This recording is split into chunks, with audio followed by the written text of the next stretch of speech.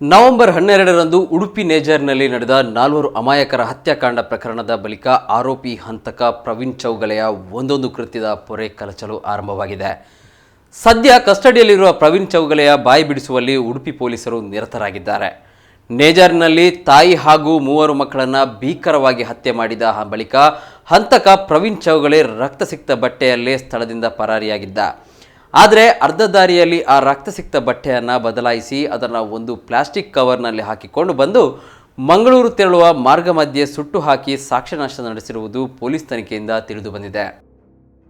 ಹೌದು, ಇಡೀ ನಾಡನ್ನೇ ತಲ್ಲಣಗೊಳಿಸಿದ್ದ ನವೆಂಬರ್ 12ರ ಉಡುಪಿ ನೇಜರ್ನಲ್ಲಿ ನಡೆದ 4 ಅಮಾಯಕರ ಹತ್ಯಾಕಾಂಡ ಪ್ರಕರಣ ಬಳಿಕ ಆರೋಪಿ ಹಂತಕ ಪ್ರವೀಣ್ ಚೌಗಲೆಯ ಒಂದೊಂದೇ ಕೃತ್ಯದ ಪೊರೆ ಕಳಚಲು ಆರಂಭವಾಗಿದೆ. ಸದ್ಯ ಕಸ್ಟಡಿಯಲ್ಲಿರುವ ಪ್ರವೀಣ್ ಚೌಗಲೆಯ ಬಾಯಿ ಬಿಡಿಸುವಲ್ಲಿ ಉಡುಪಿ ಪೊಲೀಸರು ನಿರತರಾಗಿದ್ದಾರೆ. ನೇಜರ್ನಲ್ಲಿ ತಾಯಿ ಹಾಗೂ 3 ಮಕ್ಕಳನ್ನು ಭೀಕರವಾಗಿ ಹತ್ಯೆ ಮಾಡಿದ್ದ ಬಳಿಕ ಹಂತಕ ಪ್ರವೀಣ್ ಚೌಗಲೆ ರಕ್ತಸಿಕ್ತ ಬಟ್ಟೆಯಲ್ಲೇ ಸ್ಥಳದಿಂದ ಪರಾರಿಯಾಗಿದ್ದ. ಆದರೆ ಅರ್ಧ ದಾರಿಯಲ್ಲಿ ಆ ರಕ್ತಸಿಕ್ತ ಬಟ್ಟೆಯನ್ನು ಬದಲಾಯಿಸಿ ಅದನ್ನು ಒಂದು ಪ್ಲಾಸ್ಟಿಕ್ ಕವರ್ನಲ್ಲಿ ಹಾಕಿಕೊಂಡು ಬಂದು ಮಂಗಳೂರು ತೆರಳುವ ಮಾರ್ಗ ಮಧ್ಯೆ ಸುಟ್ಟು ಹಾಕಿ ಸಾಕ್ಷ್ಯನಾಶ ನಡೆಸಿರುವುದು ಪೊಲೀಸ್ ತನಿಖೆಯಿಂದ ತಿಳಿದು ಬಂದಿದೆ. ಎಲ್ಲವನ್ನ ಆ ದಿನ ಪಕ್ಕಾ ಪ್ಲಾನ್ ಪ್ರಕಾರ ಮಾಡಿಕೊಂಡಿದ್ದ ಪ್ರವೀಣ್ ಎಲ್ಲಿಯೂ ತನ್ನ ಚಲನವಲನದ ಸುಳಿವು ಸಿಗಬಾರದೆಂಬ ಉದ್ದೇಶದಿಂದ ಕೊಲೆ ಕೃತ್ಯಕ್ಕೂ ಮುನ್ನ ಮುಲ್ಕಿ ಹೆಜಮಾಡಿ ಟೋಲ್ನಿಂದ ಆಚೆಗೆ ಕಾರು ನಿಲ್ಲಿಸಿದ್ದ. ಒಂದು ವೇಳೆ ಆತ ಕಾರು ಟೋಲ್ಗೇಟ್ ದಾಟಿದರೆ ಸುಲಭವಾಗಿ ಸಿಕ್ಕಿ ಹಾಕಿಕೊಳ್ಳುತ್ತೇನೆ ಎಂಬ ಅನುಮಾನ ಅವನಿಗೆ ಇತ್ತು. ಅದಕ್ಕೇನೆ ಪ್ರವೀಣ್ ಕೃತ್ಯದ ಬಳಿಕ ನೇಜಾರ್ನಿಂದ ಬೇರೆ ಬೇರೆ ವಾಹನಗಳನ್ನು ಬದಲಾಯಿಸಿ ಹೆಜಮಾಡಿಗೆ ಬಂದು ತನ್ನ ಕಾರು ಏರಿ ಮಂಗಳೂರಿನತ್ತ ಹೊರಟಿದ್ದ. ರಕ್ತಸಿಕ್ತ ಬಟ್ಟೆಯಲ್ಲೇ ಮನೆಗೆ ಹೋದರೆ ಪತ್ನಿಗೆ ಅನುಮಾನ ಬರುವುದು ಗ್ಯಾರಂಟಿ ಎಂದು ಅರಿತ ಕಿರಾತಕ ಮಂಗಳೂರಿಗೆ ತೆರಳುವ ಮುನ್ನವೇ ಸುರಕ್ಷಿತ ಜಾಗ ನೋಡಿಕೊಂಡು ಕೃತ್ಯದ ವೇಳೆ ತಾನು ಧರಿಸಿದ್ದ ಬಟ್ಟೆಯನ್ನು ಸುರತ್ಕಲ್ ಸಮೀಪ ಸುಟ್ಟು ಹಾಕಿ ಸಾಕ್ಷ್ಯನಾಶ ಮಾಡಿದ್ದ. ಸುರತ್ಕಲ್ನಲ್ಲಿ ರಕ್ತಸಿಕ್ತ ಬಟ್ಟೆಯನ್ನು ಸುಟ್ಟು ಹಾಕಿದ ಸ್ಥಳವನ್ನು ಪೊಲೀಸರಿಗೆ ತೋರಿಸಿದ್ದು ಉಡುಪಿ ಪೊಲೀಸರು ಸ್ಥಳ ಮಹಜರು ಕೂಡ ಮಾಡಿದ್ದಾರೆ. ಇದಲ್ಲದೆ ನೇಜರಿನ ಈ ಕೃತ್ಯದ ಮಹತ್ವದ ಸಾಕ್ಷಿಯಾಗಿದ್ದ ಹತ್ಯೆಗೆ ಬಳಸಿದ್ದ ಬಳಿಕ ಎಸೆದಿದ್ದ ಚೂರಿಯನ್ನು 17ರಂದು ಮಂಗಳೂರಿನಿಂದ ಪೊಲೀಸರ ತಂಡ ಪತ್ತೆ ಹಚ್ಚಿ ವಶಕ್ಕೆ ಪಡೆದಿದೆ.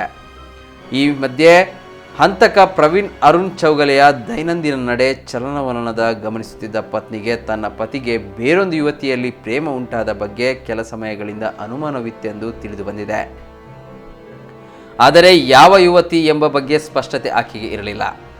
ಪತಿ ತನ್ನ ಜೊತೆಗೆ ಒಳ್ಳೆಯವನಂತೆ ವರ್ತಿಸುತ್ತಿದ್ದ.